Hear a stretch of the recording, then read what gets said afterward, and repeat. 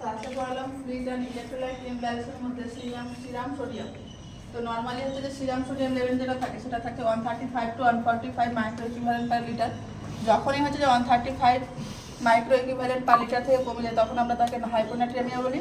যখনই 145 micro equivalent per litre থেকে বেড়ে যায় তখন হচ্ছে যে হাইপারনাট্রিয়ামিয়া বলি।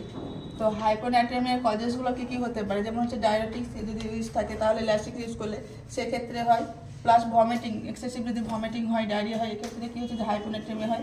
এক্সেসিভ ডায়াপ্রোসিস হচ্ছে সোয়েটিং, যদি প্রচুর পরিমাণে ঘামে তাহলে হচ্ছে যে হাইপোনাট্রিয়ামিয়া হয়। ডিক্রিজ সিক্রেশন অফ অ্যালডোস্টেরনের পরিমাণ যদি সিক্রেশন ডিক্রিজ হয় সেক্ষেত্রে হয়। সবথেকে বেশি ভ্যালিড হচ্ছে লো ডেফিসিয়েন্সি ইনটেক অফ সোডিয়াম, এই সোডিয়ামের পরিমাণটা হচ্ছে যে কি ইনটেকটার পরিমাণটা যদি কমে যায় তাহলে হয়। হাইপারগ্লাইসেমিয়ার ক্ষেত্রে হচ্ছে যে ইউরিনের আউটপুটটা বেড়ে যায়, এই ক্ষেত্রে হচ্ছে সোডিয়াম এক্সক্রিয়েটটা বেড়ে যায় বলে হাইপোনাট্রিয়ামিয়া হয়। সাইন সিমটমগুলো হচ্ছে যে ফার্স্ট এটা হচ্ছে যে বাউল মুভমেন্ট হচ্ছে বেড়ে যাবে, এখানে যে অ্যাবডোমিনাল ক্র্যাম্প হবে, দেন হচ্ছে ডায়রিয়া হবে। এখানে ডিক্রিজ হবে serum sodium level, decrease urine specific gravity, যে কম্পোনেন্ট থাকে তার গ্র্যাভিটিটা হচ্ছে কমে যাবে। পেশেন্টের সাইন সিমটম আরও যেগুলো আসবে সেগুলো হচ্ছে কনফিউশন আসবে, সিজার, কোমা, ভার্টিগো মানে হচ্ছে মাথা ঘোরাবে, কোল্ড হচ্ছে স্কিন আসবে।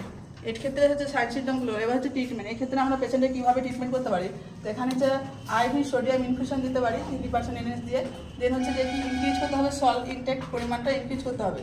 এবার যদি হাইপোনাট্রিয়ামিয়া হচ্ছে কজেস হচ্ছে যদি হয় যে ফ্লুইড ভলিউম এক্সেসের ফলে, সেক্ষেত্রে হচ্ছে অসমোটিক ডায়রেটিক্স দেওয়া হয়। এটা হচ্ছে গেল যে হাইপোনাট্রিয়ামিয়া। দেন হচ্ছে যে হাইপারনাট্রিয়ামিয়া, সিরাম সোডিয়ামের লেভেল নর্মালটা বলেছিলাম যেমন 135 to 145 হচ্ছে মাইক্রো ইকুইভ্যালেন্ট পার লিটার।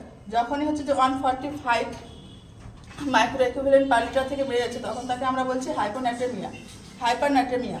এক্ষেত্রে কজেসগুলো হচ্ছে যে কুশিং সিনড্রোমের ক্ষেত্রে দেখা যায়, তারপর হচ্ছে হাইপার অ্যালডোস্টেরনের ক্ষেত্রে দেখা যায়, এখানে হচ্ছে সোডিয়ামের রিঅ্যাবজর্পশনটা বেড়ে যায় এবং হচ্ছে পটাশিয়াম এক্সট্রাকশনটা হচ্ছে যে হয়। দেন হচ্ছে যে ইনক্রিজ হচ্ছে সোডিয়াম ইনটেক, সোডিয়াম প্রচুর পরিমাণে যদি লবণ যদি খায় সেক্ষেত্রে হয়, এবং ওয়াটারের পরিমাণ ইনটেকটা কমে যায়, জল খাওয়া কমে যায় তাহলে হচ্ছে যে হাইপারনাট্রিয়ামিয়া দেখা যায়। সাইন সিমটমগুলো হচ্ছে যে স্পন্টেনিয়াস মাসল টুইচিং হবে, ইরেগুলার মাসল কন্ট্রাকশন হবে।